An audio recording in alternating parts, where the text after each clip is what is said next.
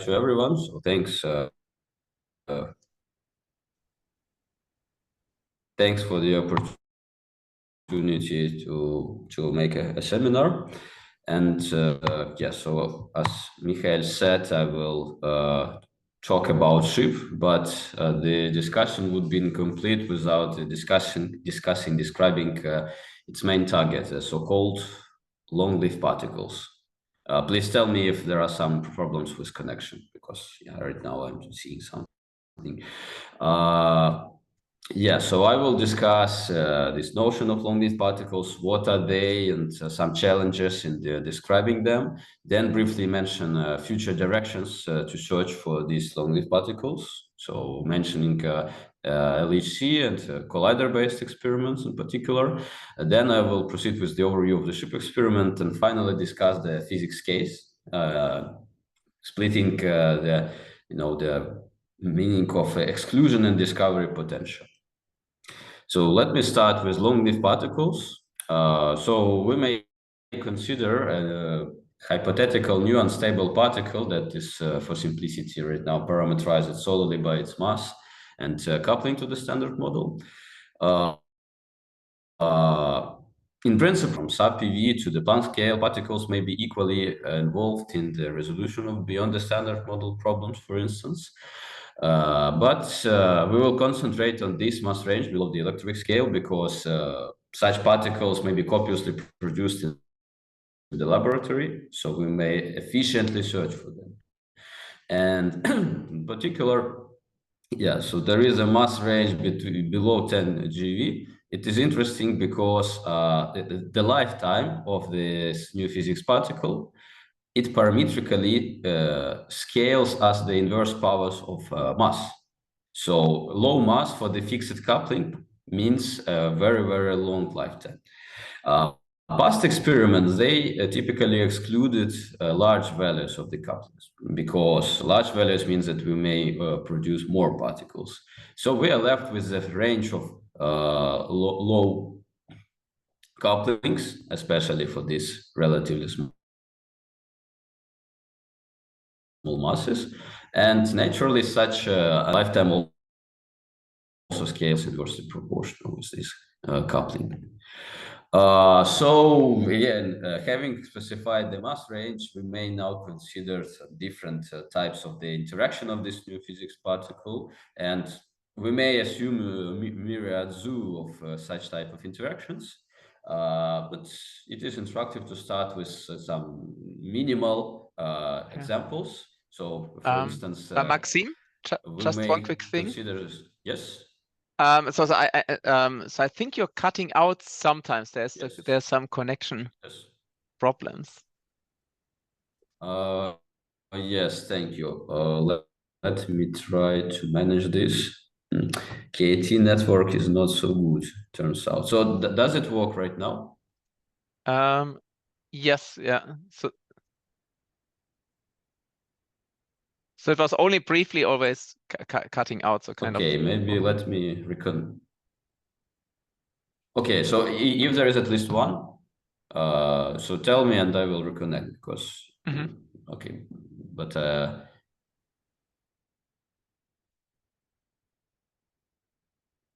yes, I think. Yeah. So now you were just frozen again. So maybe it's better to reconnect to try it.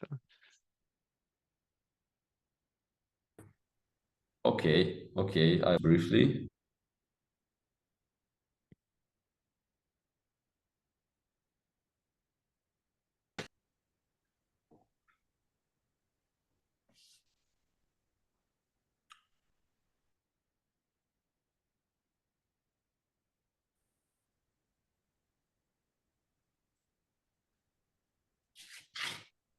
Hi, hello. Can you hear me? Yes, yeah. Okay, I can hear you. Okay, so it should be better now. I reconnected to another network. So yeah, so I hope that at least this slide you heard well. Yes. So yes, let me now proceed to the minimal extensions of the standard model that adds such particles in the GeV range. So they are commonly called biportals, meaning lowest dimensional gauge invariant operators. By lowest dimensional, I mean 3, 4, and maximal 5, and they are chosen so because so mostly they are renormalizable, or if being the dimension 5, they may be easily completed to the UV complete theory. So depending on the spin of the new physics particle, these are the new fermion portal that's a heavy neutral lepton n, which resembles kind of heavy neutrinos, but with interaction suppressed by the mixing angle. Higgs-like scalars that are similar to the to a light Higgs boson, and dark photon or some other vector-like mediators. So they may resemble a massive photon or some omega meson with a different mass, and also an axion-like particle that, depending on its interaction pattern, may share properties with neutral pseudoscalar mesons, such as E pi 0, eta, or eta prime. So these operators, they may be kind of a bridge between the standard model and hypothetical dark sector. But even themselves, they may be capable of resolving some beyond the standard model problems. For instance, these HNLs may be responsible for neutrino mass generation and for the baryon asymmetry of the universe. And yes, so they may also be a dark matter. So without adding any other thing. So for more details, I refer you to these papers. So let me briefly discuss the parameter space of long-lived particles. So, as I said previously, large couplings are excluded by laboratory experiments. Different experiments are involved depending on the interactions, and the domain of low couplings can typically be constrained by different cosmological bounds. So there is a synergy between them. So let me once discuss the cosmological bounds. So even in the domain of low couplings, these long-lived particles may be efficiently produced in the primordial plasma and affect the early history of the universe. So, for instance, Big Bang nucleosynthesis and cosmic microwave background may probe the parameter space of these LLPs for lifetimes as small as 10⁻². There are some open questions and problems with how to translate these constraints to the BBN constraint to the parameter space of long-lived particles, but this is not the topic of this talk. And for the laboratory constraints, so they are obviously limited by the intensity of the collisions, size of the effective decay volume and backgrounds. So here you may see some tentative plot for the exclusion limits for the heavy neutral leptons coupled to the electron neutrinos, so like massive electron neutrinos. And different experiments may constrain, so like these electron factories, the LHC, displaced vertex searches, electron-positron colliders, these old path beam dams, KN factories, and so on. So a lot of different options may work in synergy to explore the parameter space. Apart from this simple picture from constraints, we may consider some going more than characterizing the particle by its mass and interaction coupling, and consider some kind of hidden parameters that are typically present if there is some connection to the resolution beyond the standard model problems. So, for instance, heavy neutral leptons may exist in quasi-degenerate pairs. Say we have two HNLs with mass splitting being much smaller than their actual mass, and the same is the case for the mixing interaction coupling splitting. And by tuning these parameters, one may be able to efficiently generate the baryon asymmetry of the universe. And it is also necessary for the given coupling to have an HNL that generate neutrino masses. So by tuning these parameters, we may explain the baryon asymmetry in neutrino masses. So here this parameter space is shown between these dark gray lines. So let me now mention the open problem with these long-lived particles. That's their phenomenology, so how they are produced and decay. in laboratory experiments. This is an essential thing to be able to impose any constraints or discuss some sensitivities and so on. So, for instance, consider the production mechanisms in proton collisions.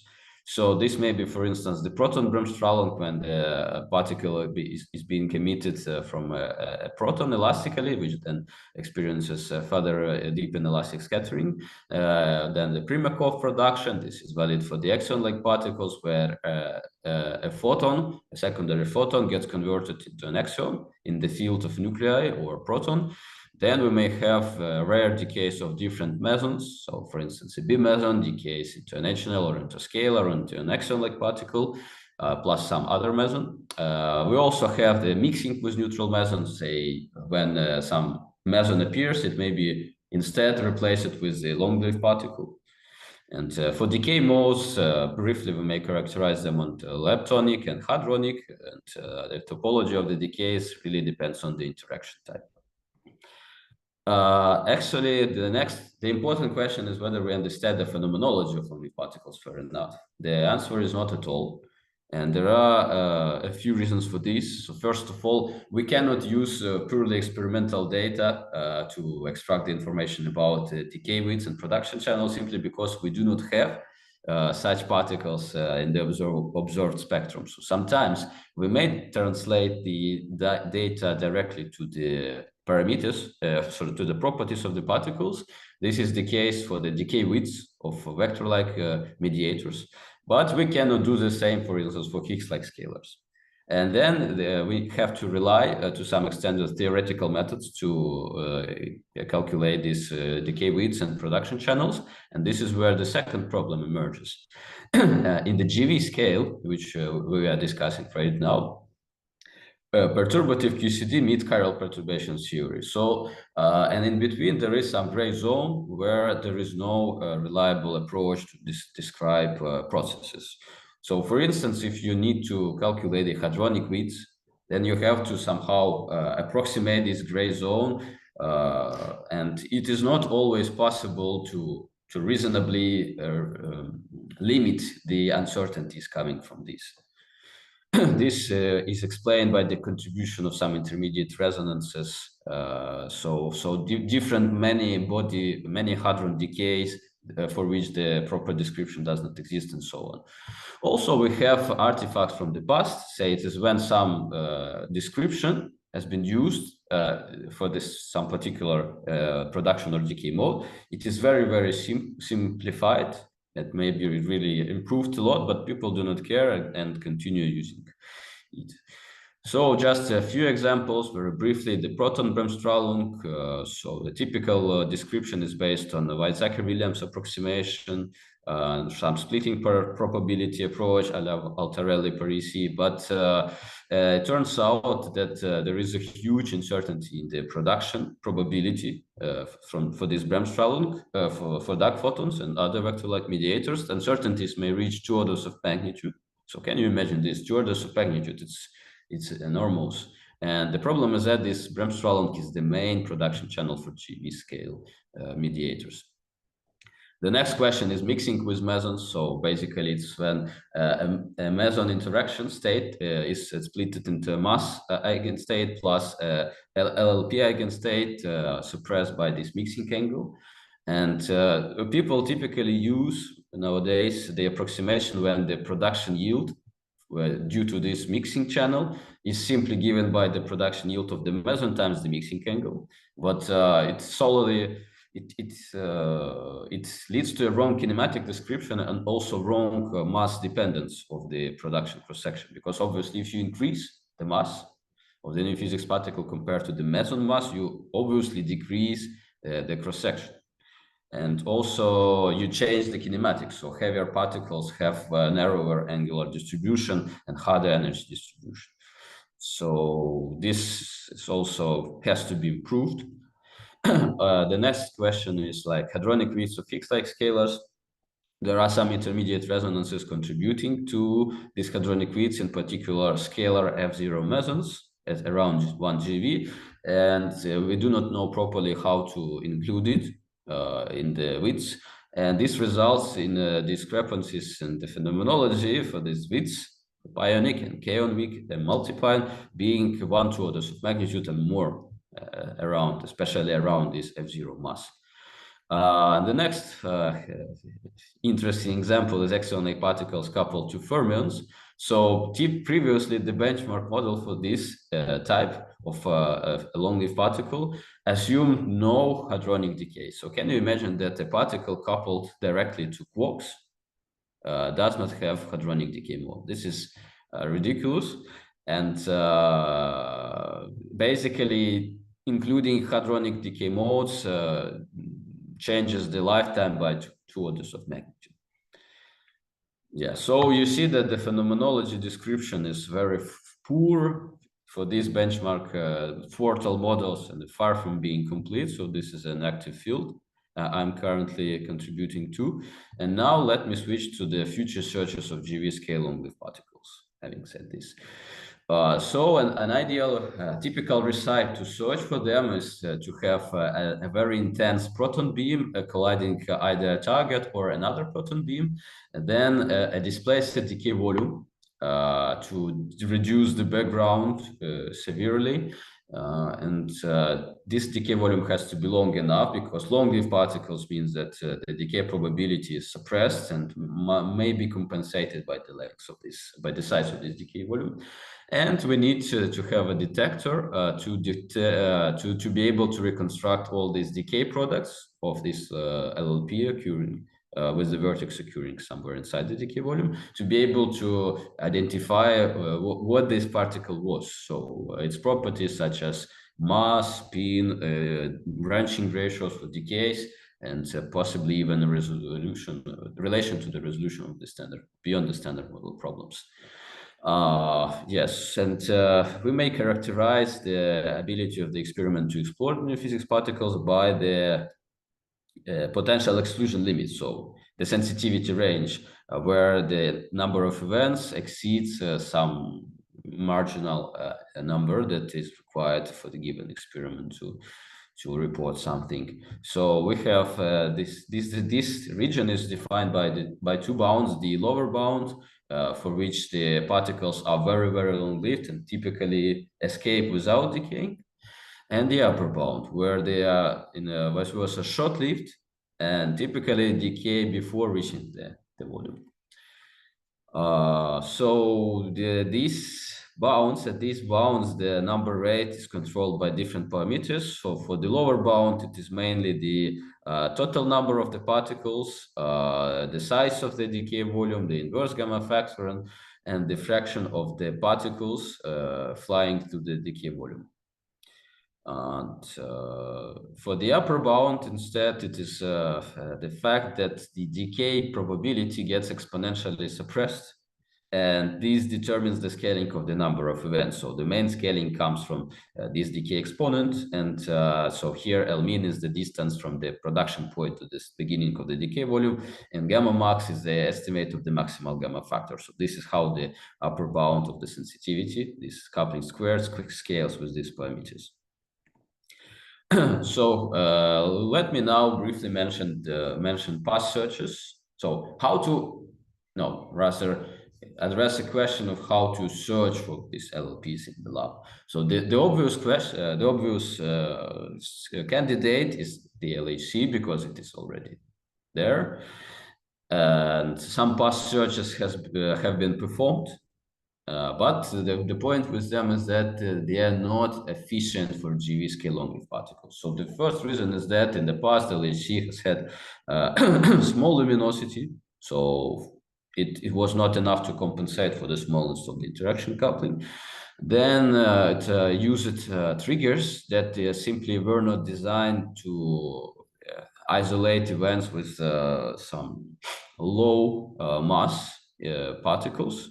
So because initially it has been made for searching for energy frontiers, so TV scale, that's its goal.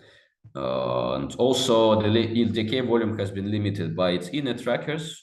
The size is much less than 1 meter, so this is not really efficient.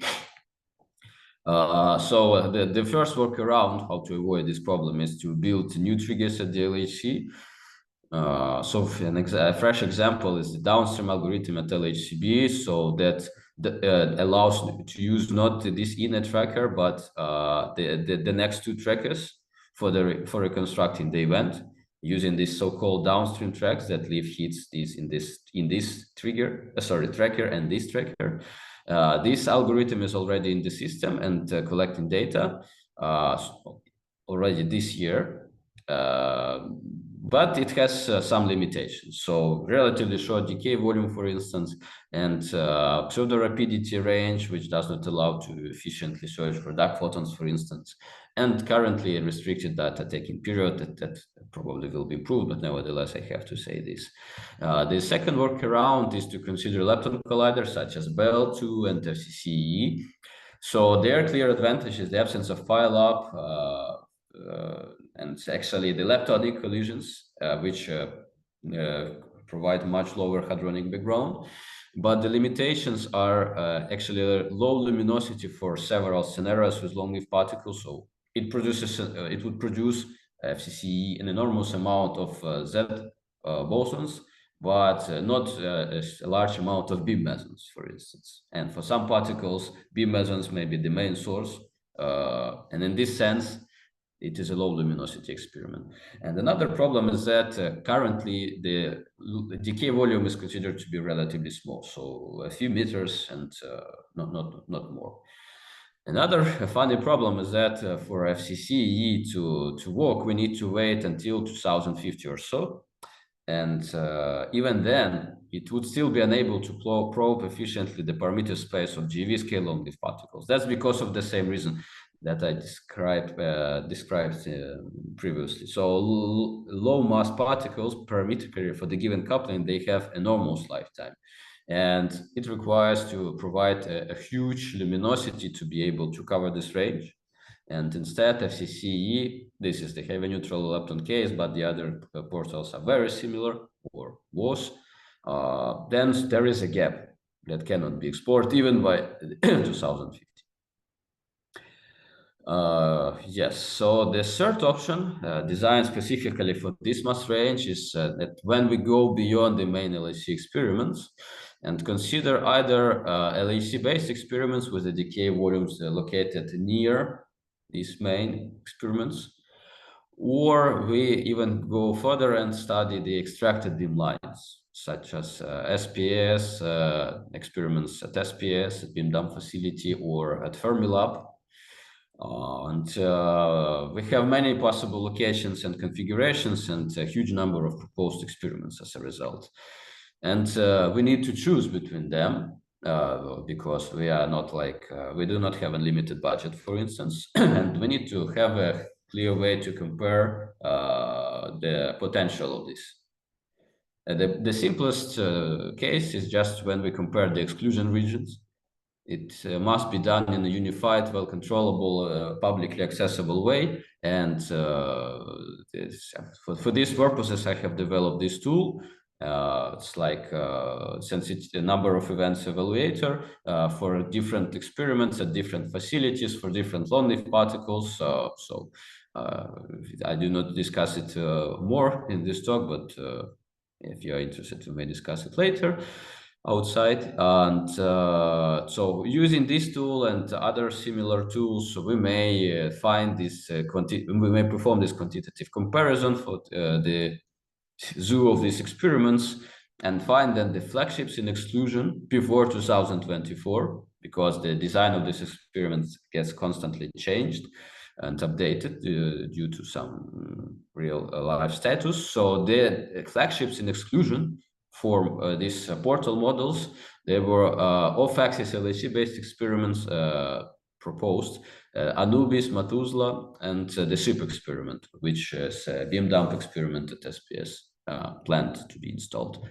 That since 2024, major changes in the field have been made. So the Methuselah has been redefined, and now it is not no more a flagship, even in its current setup.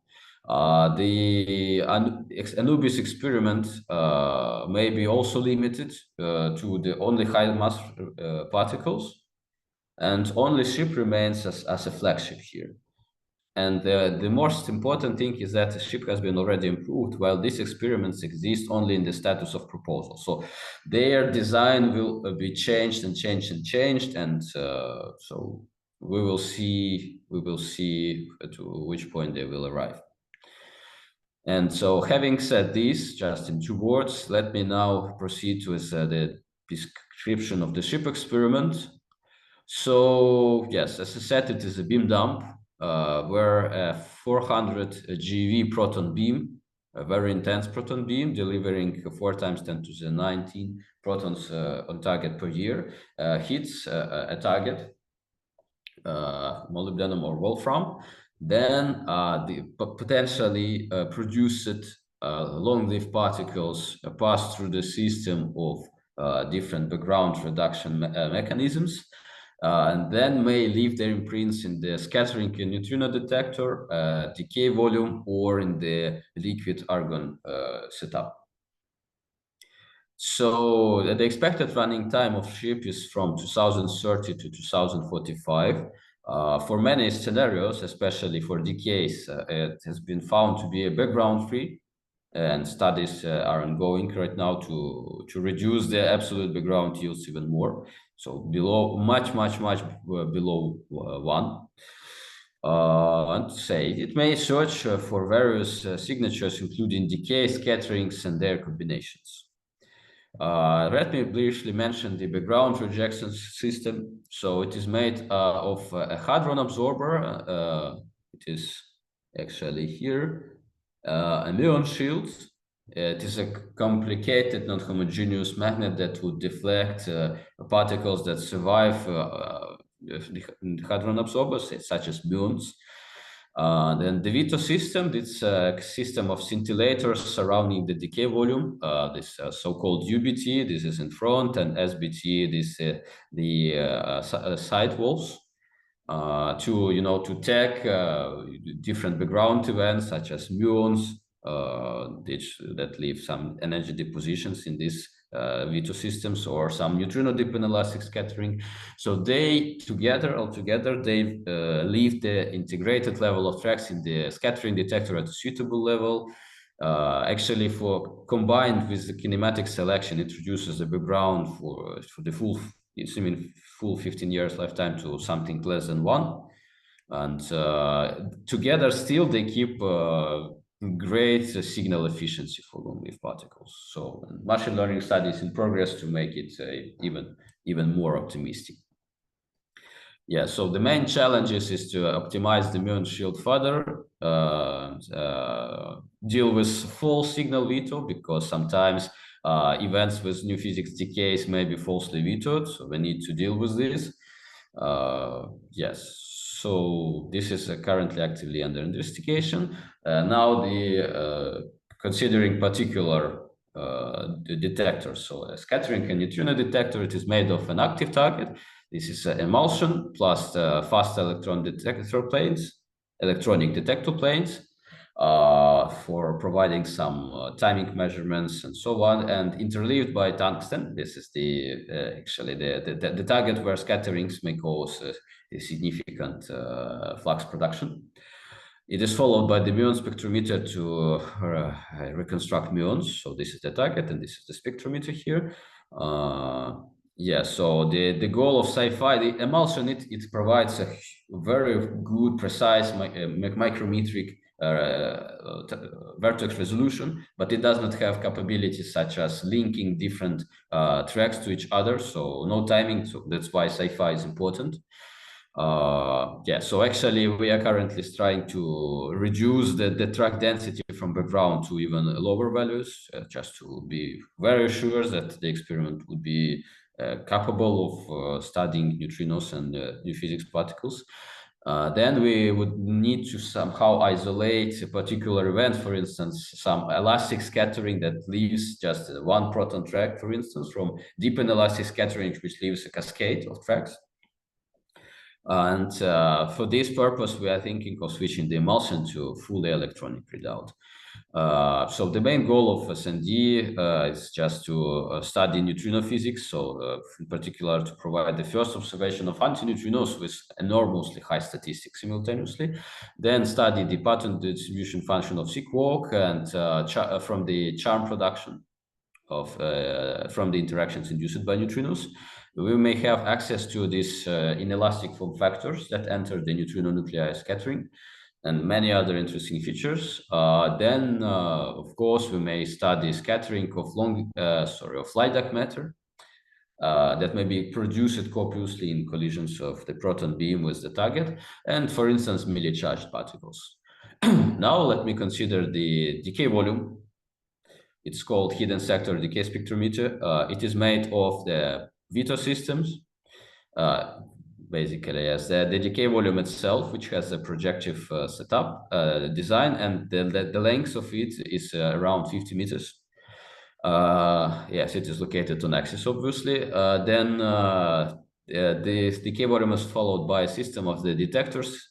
So starting from the spectrometers, then the timing system, different particle identification system made of the calorimeters, for example. So it would be able to reconstruct the invariant mass, so extract all the required kinematics. So unlike, for instance, the LHC-based experiments, which simply do not have the ability to install, say, this particle identification system for the whole huge decay volume size, because they cover quite a lot solid angle and it's simply infeasible. Continuing the discussing about this HSDS, the decay spectrometer, its setup from the point of view of maximization of the signal yield is very close to being optimal. So we have performed a dedicated study trying to, to analyze the yield of produced and decayed particles in a model-independent way, and found that it already matches most of the requirements for this optimal setup. So, in particular, it has an on-axis placement, and we know that the flux of particles is maximal on axis. This is the solid angle flux. So the decay volume is projective, so we do not lose some fraction of decay products that may escape the detector. Instead, they would still be within the detector acceptance, even if the decay of the particle occurred in the beginning of the volume. And it is not placed too far from the interaction point. This way, we may really efficiently explore the upper bound of the parameter space, where the lifetime is small. The main challenges is that we need to decide on which material will be inside the decay volume material, either low pressure air or probably helium. The vacuum option is not realistic. So, and for having this air and helium, we have to deal with some background events. So currently they are under control, but we still need to, to study it more. And another feature is that we have this false signal vetoing. It is not like very dangerous, but it may reduce the amount of reconstructed events by some extensive factor of 2, no more, but still. Now this liquid argon option target, it's like a huge volume located downstream of the hidden sector decay spectrometer. So its main feature is that this liquid argon has a very low, compared to the scattering and neutrino detector, energy detection threshold. So for instance, 1 MeV to 10 MeV is a good target for this, while for the new SND, it's rather close to GeV. And so with these capabilities, this liquid argon option may explore exotic signatures like double bank, when we have first some scattering and then a decay, and with new physics, and these events are correlated.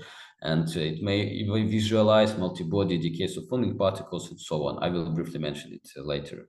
So the main challenge is to manage background fermions by using the information from hidden sector decay spectrometer. So this is currently under investigation.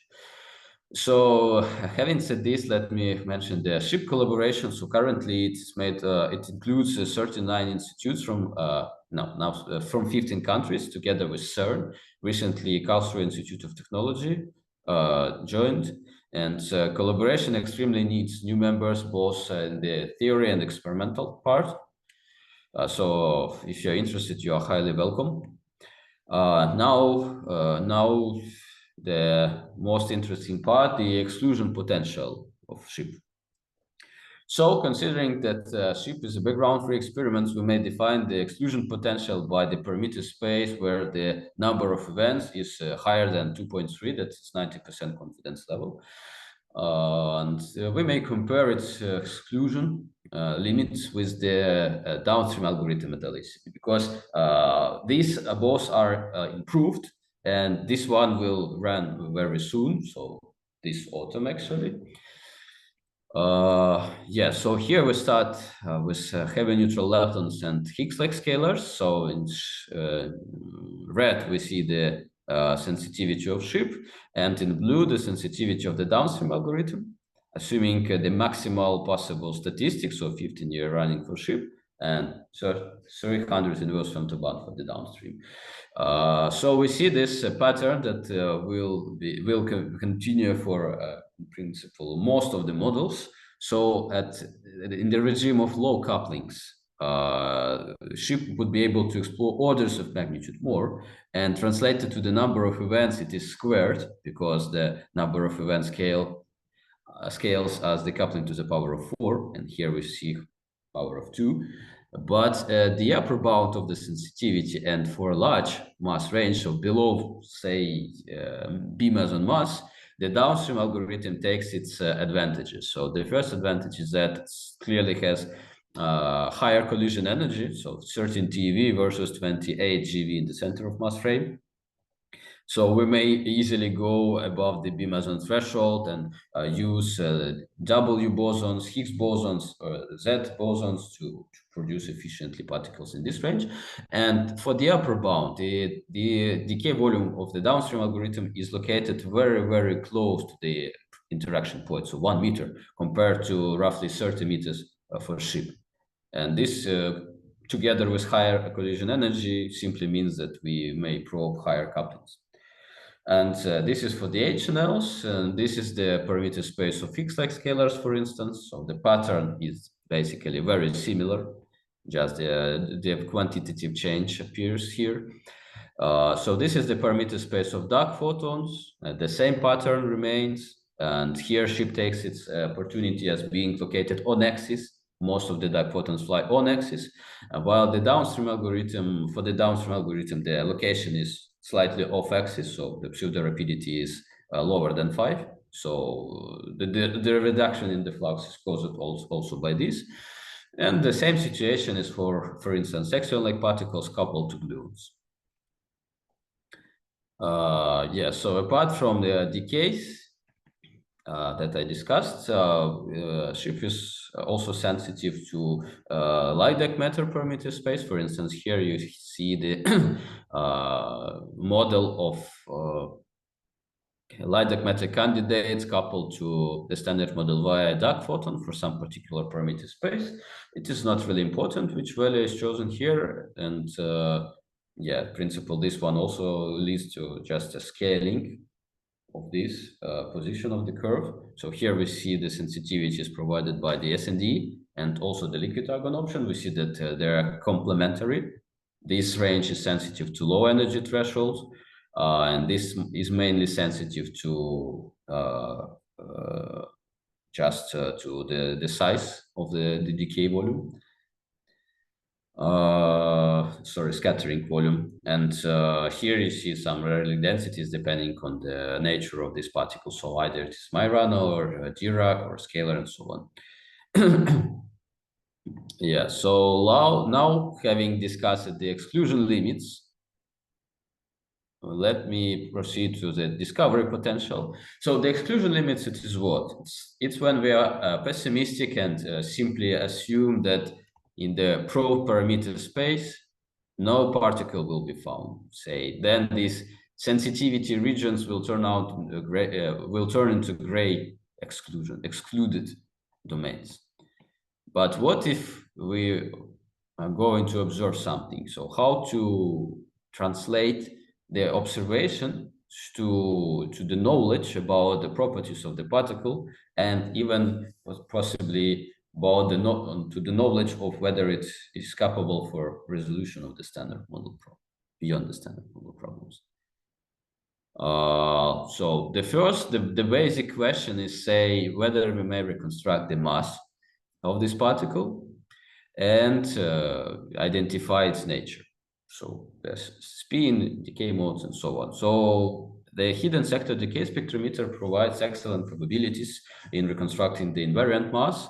So for instance, this standard, I would say, scenario when a heavy neutral lepton decays into a pion plus a muon, and here, assuming the perfect particle identification efficiency, so we see that the mass resolution is within a range 10 to 20 MeV. And this feature does not depend significantly on the mass for the fully reconstructible events. So for instance, where there is no neutrino. And of course, if taking into account the finite particle identification efficiency, we have to deal with situations where, for instance, a pion may be confused with a kaon. And then this situation shifts, so this peak it gets shifted compared to what we expected, but we are currently studying this question of how to make the particle identification more efficient with the help of machine learning.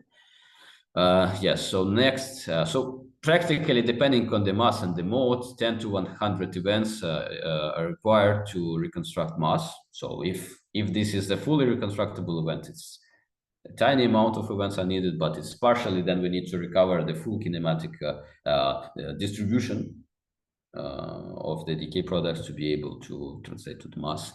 And in the same way, given good particle identification capabilities, we may identify decay modes, and in this way, having significant amount of events, so reconstruct all these modes, and this way distinguish different long-lived particles. So a dark photon from a Higgs-like scalar, they have a clear difference in the decay phenomenology. So you cover like interactions for the Higgs-like scalars, electromagnetic interactions for dark photons. So this clearly creates distinctable features in the decay modes. So, and 100 events are roughly required for this. This is a model-independent estimate. Now, more interesting question is, having identified the nature of the particle, we may ask whether it may be responsible for resolution of beyond the standard model problems. And now let me, to this extent, take a closer look at HNLs. So just a brief introduction to the HNLs and how they, for instance, generate neutrino masses in BAO. So each HNL added in the Lagrangian adds an effective Majorana mass term for a single neutrino. So if we observe two mass differences, then we need at least two different HNLs. And in principle, the mass splitting between these HNLs may be arbitrary. However, then for this arbitrary splitting, we cannot have HNLs with really large couplings that may be explored with, for instance, SHiP. So we typically need some fine tuning for these HNLs to cancel their contributions to neutrino masses. So without the cancellation, each HNL would produce a very high value to neutrino mass that contradicts the observations. But if their cancellation occurs, this may not be the case. And in particular, an interesting scenario is when the mass splitting is very small, so much smaller than the HNL mass scale, because it actually leads to a resonant enhancement of the processes with HNLs that lead to the lepton number violation in the early universe. And given that HNLs also provide the rest of Sakharov conditions, so for these small mass splittings, we have the HNL-driven baryon asymmetry of the universe. So with two HNLs, we may solve these two problems beyond the standard model. So then, phenomenologically, this pair behaves as a quasi-Dirac channel with this unified mass and decoupling. However, the mass splitting manifests itself via oscillations between this N1 and N2. Say, if you produce an N1, then while propagating in space, it may, similar to neutrino oscillations, actually get converted to N2 and vice versa. And how to detect these oscillations? The answer is that N1 effectively behaves, say, N1 as a particle and N2 as an antiparticle. So oscillations, they lead to the violation of the lepton number at the level of laboratory. Say, if you produce N1 together with some W boson, and then, in the case of a W boson, then this N1 may decay, might oscillate into N2, and this N2 would decay into something else. And reconstructing this full event, we may be able to say whether it conserves or violates the lepton number. And actually, for the given experiment, 3 different types of behavior of this system may be observed. So we have this oscillation length, and we have the scale of the experiment. And depending on it, so if the oscillation length is much less than the scale of experiment, then this system behaves as a single Majorana particle, so equal rate of decays into leptons and antileptons. In the opposite situation, it behaves as a single Dirac particle, so simply because oscillations cannot happen within the scale of the experiment. And we still deal with this N1 if it's produced. And the most interesting case is when the oscillation length is comparable to the experiment scale, then oscillations may be resolved. And so we may extract the information about this mass splitting, actually.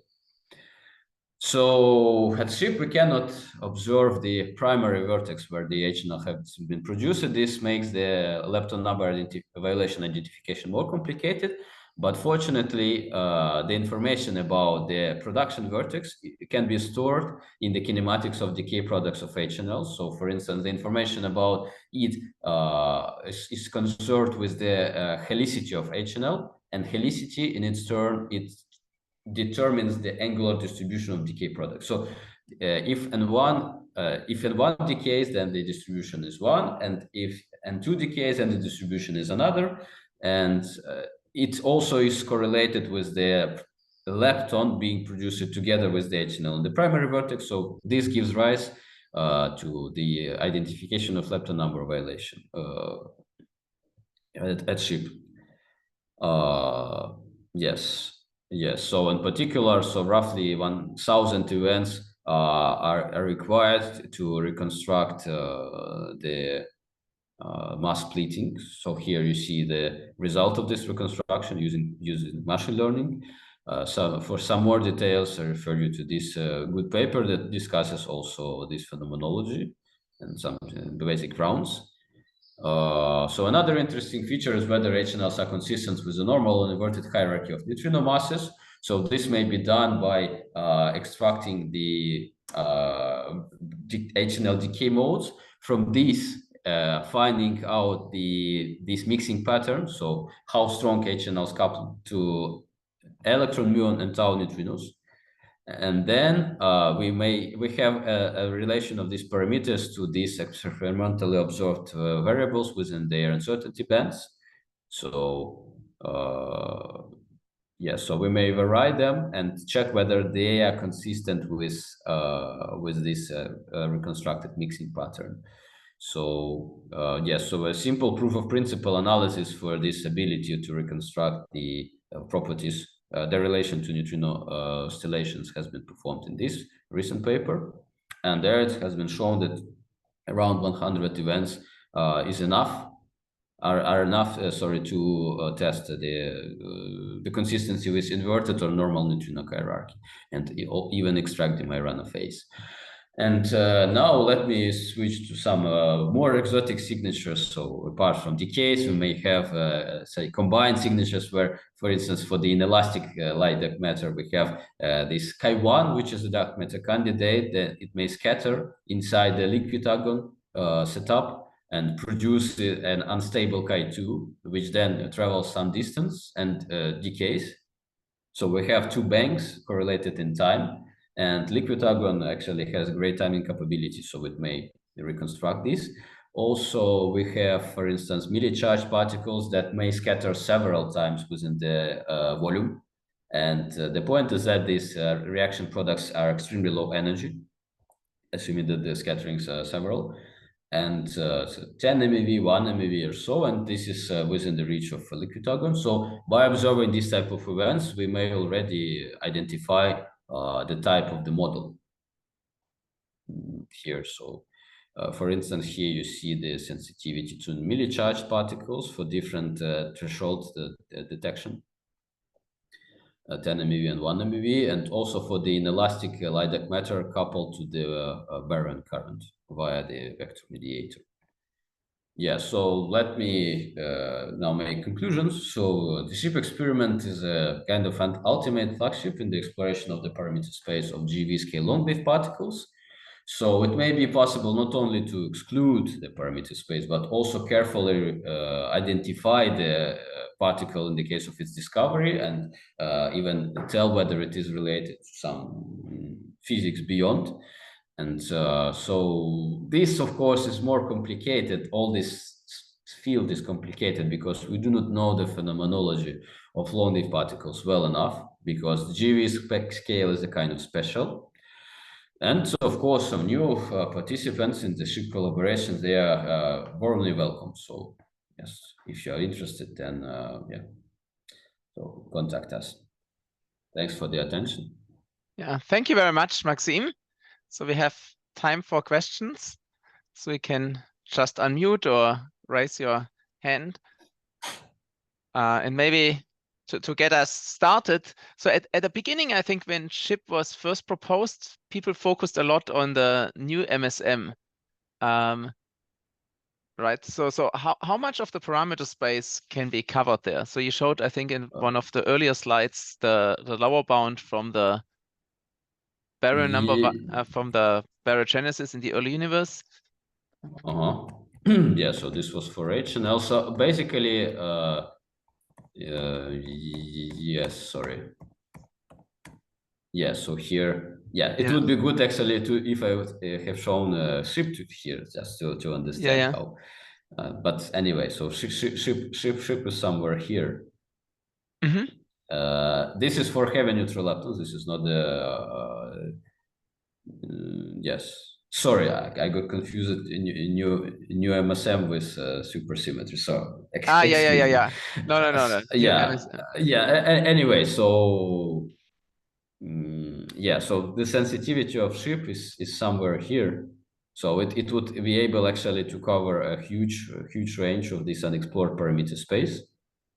And so it has these domains, they actually define the new MSM. So this is the parameter space with the new MSM.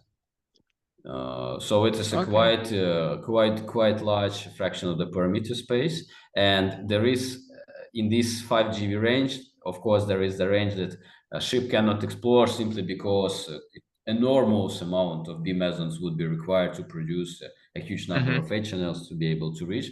But I would say that there is no experiment that in the observed future that can probe this range. That can probe it. Okay, good. Domain. Yeah. Okay, thanks.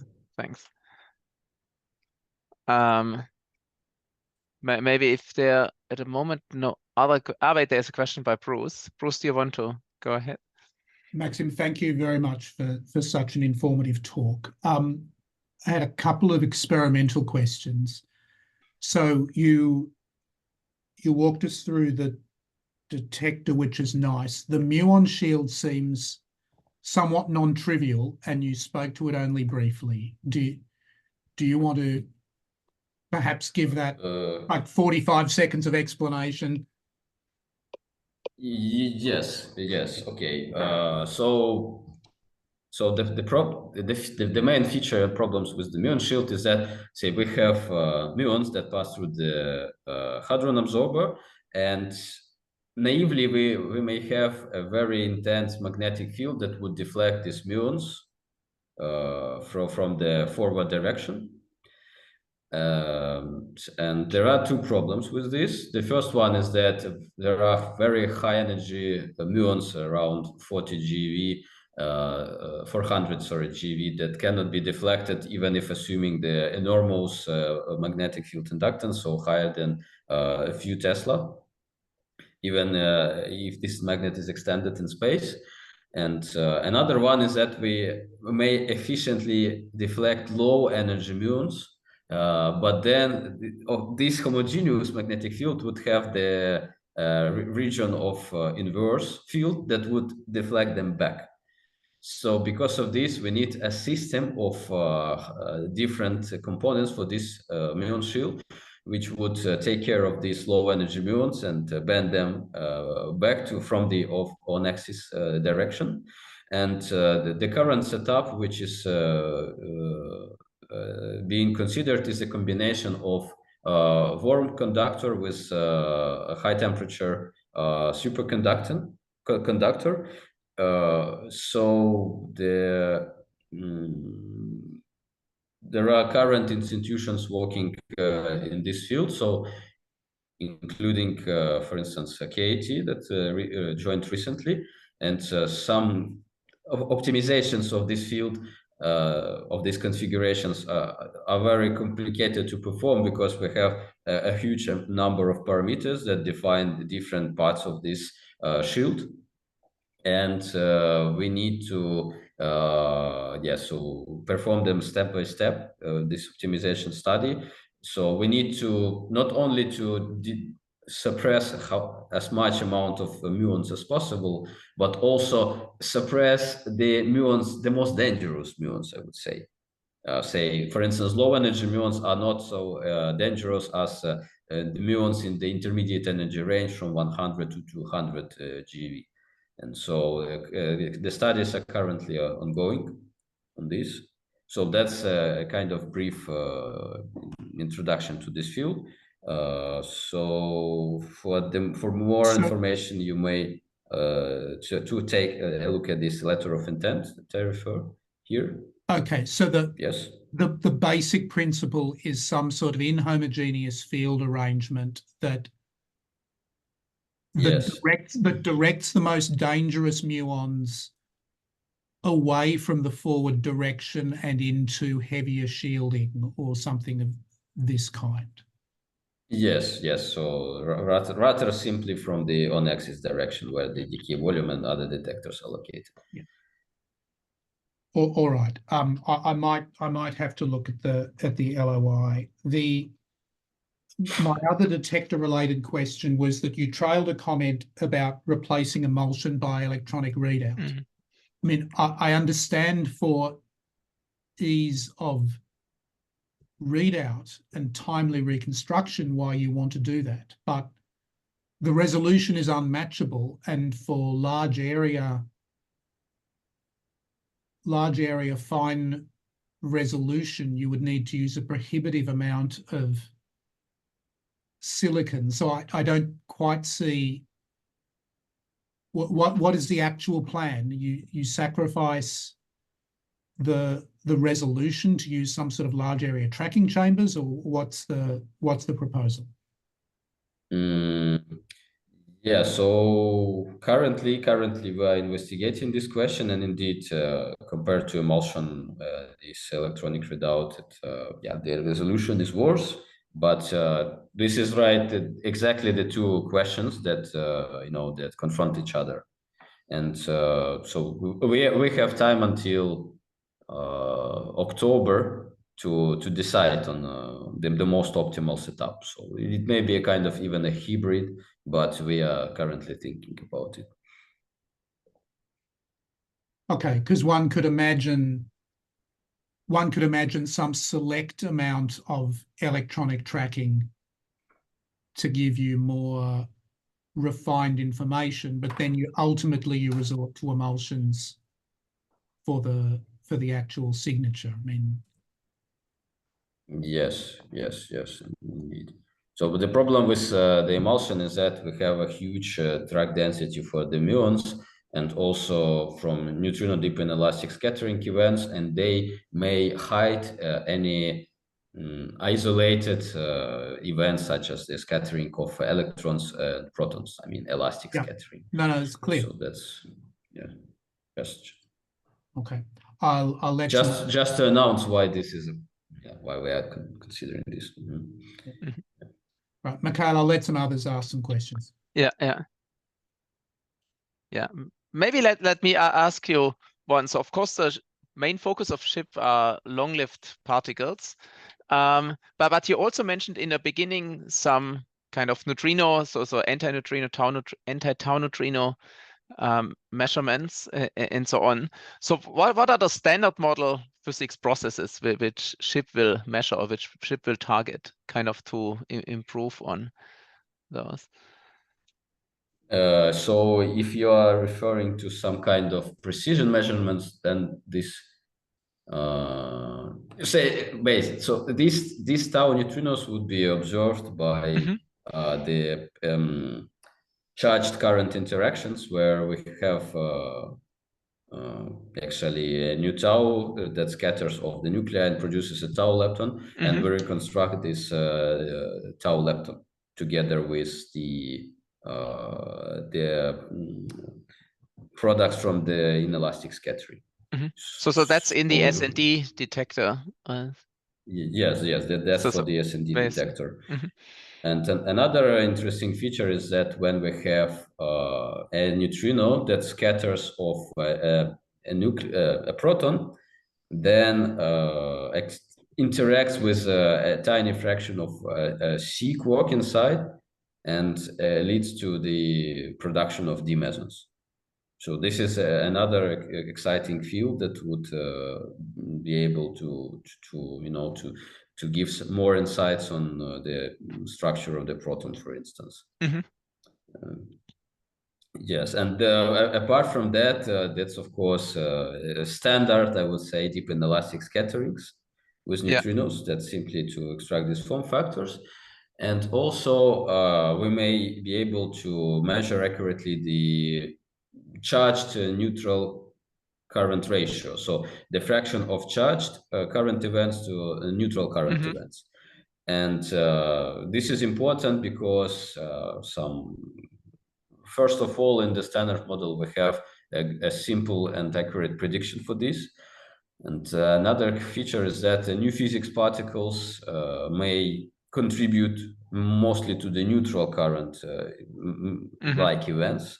So for instance, when light dark matter inelastically scatters, then it effectively behaves as this interaction as a neutral current mediated deep inelastic scattering. So we may measure this ratio, and if it becomes to be smaller, charged to neutral current, so in the standard model, then we may also have more insights about this. So we may reconstruct kinematics of these neutral current events and identify what is the reason for this increase. So what kind of interaction has led to this increase compared to the standard model. Yeah, so that's there are no kind of precision measurements like kaon to neutrino. SHiP is not designed for this. Yes, but but it may. So here you see the simulated interaction fluxes. So with different with mean energies of the interacting neutrinos. So yeah, basically so. So it's mostly neutrino scattering and kind of what's neutrino nucleus scattering neutrino. Yes, where you can get information on that. I would say solely neutrino scattering. Yes, yeah. Okay, now that's good. The other point which you mentioned in the close to the end was that you possibly could resolve the oscillation pattern between the two heavy neutral leptons. So for that, for that, so let us assume that we have a huge amount of events with H and Ls inside the decay volume. Then we may split it into some beans corresponding to the displacement. Mhm. And then for each bin, we may identify whether the given event corresponds to lepton number conserving or lepton number violating events by making use of this correlation between the angular distribution of decay products of HNL and the initial lepton produced together with HNL in a decay of some hadron. And then having this, we may reconstruct this yield of lepton number violating process minus lepton number conserving process as a function of the displacement, and this way we may resolve these oscillations. So for that plot which is shown, so what kind of mass splitting do you probe? I'm just interested, kind of. Do you know the order of magnitude what it probes? I don't not? remember, but I may take a look at it right now. So one moment. Yeah, I was just curious, just so that I guess one could look at the oscillation length and then relate it to that. Yes, that's very. So actually 10 to the minus 6 eV around, so within an order of magnitude. And that falls into the new MSM. No, that's a new SM pattern where what you need for the baryon asymmetry. That's probably Yes, that agrees with the requirements from the baryon asymmetry generation. Okay, now that's interesting. I didn't think about it, that you could measure that. Yeah, it's limited because we do not have access to the production vortex. So the establishing this correlation between decays and conservation or violation of the lepton number is quite complicated. Yeah. But anyway, it is still possible. We at SHiP we may have even more than 1,000 events. So we may have 100. Okay, 10 to the 5 events for some points in parameter space. So that's an enormous amount of information that may be extracted. Yeah, I guess it always depends on the mixing angles. Yes. And stellar neutrino masses. Yes, indeed. So at least for GeV scale, 1 to GeV, it is definitely possible. Okay, good. So I noticed that we are beyond the hour there. So I would say let's thank Maksym again for a very nice talk. So thanks a lot. And we can finish.